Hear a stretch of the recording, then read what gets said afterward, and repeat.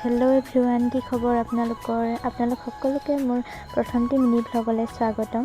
যদি মোৰ ভিডিঅ'বোৰ চাই ভাল লাগে তেন্তে লাইক কমেণ্ট শ্বেয়াৰ কৰিব। আজি এটা বনাবলৈ লৈছোঁ নতুন ৰেচিপি, হেল্ডি ৰেচিপি। যদি ভিডিঅ'টো ভাল লাগে তেন্তে আপোনালোকেও ৰেচিপিটো ট্ৰাই কৰিব পাৰে। তাৰ কাৰণে লৈ লৈছোঁ আপেলখিনি এনেদৰে মিহি মিহিকৈ কাটি লৈছোঁ। তাৰপিছতে এই আপেলখিনি এতিয়া এনেকৈ বাউল এটাত লৈ লৈছোঁ। তাৰপিছতে মই লৈছোঁ এয়া কল, বেছি লোৱা নাই। কলখিনি এনেদৰে বাকলি এৰুৱাই কলখিনিও এনেদৰে মিহি মিহি কাটি লৈছোঁ। কাটি লোৱাৰ পিছতে এতিয়া কলখিনি আৰু আপেলখিনি একেলগতে মিক্স কৰি দিছোঁ। তাৰপিছতে ইয়াত দি মই আমুল গাখীৰখিনি এনেদৰে দি লৈছোঁ। হোষ্টেলত থাকোঁ, আমুল গাখীৰে দিছোঁ আৰু বেলেগ গাখীৰ নাই ইয়াতে। তাৰপিছতে অলপ মই দি লৈছোঁ এয়া কাষ্টাৰ্ড পাউডাৰ। তাৰপিছতে দি লৈছোঁ অলপ চেনি, যিহেতুকে মই চেনি বেছি নাখাওঁ।